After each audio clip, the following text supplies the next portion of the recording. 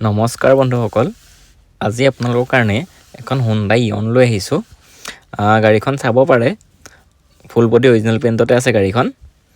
Red কালাৰত গাড়ীখন ধুনীয়াই হৈ আছে। বাকী টায়াৰ কণ্ডিশ্যনো গাড়ীখনৰ ঠিকেই আছে। 2015 চনৰ মডেল হয়, এৰা প্লাছ হয় গাড়ীখন। যোৰহাট নাম্বাৰ গাড়ী, ফাৰ্ষ্ট অ'নাৰেই হয়। চাব পাৰে গাড়ীখন। এই দৰজাখনৰ ওচৰতে অকণমান দাগ এটা আছে, বাকী সেইটো বহুত বেছি নহয়, মানে থাকিলেও একো নহয় ধৰক। যদি কৰাব লাগে সেইটো কৰাই দিব পাৰিম। বাকী গাড়ীখন চাব পাৰে। আহক এবাৰ ভিতৰটো দেখাই দিছোঁ গাড়ীখনৰ। Power window, music system, AC, power sting চবেই পাই যাব।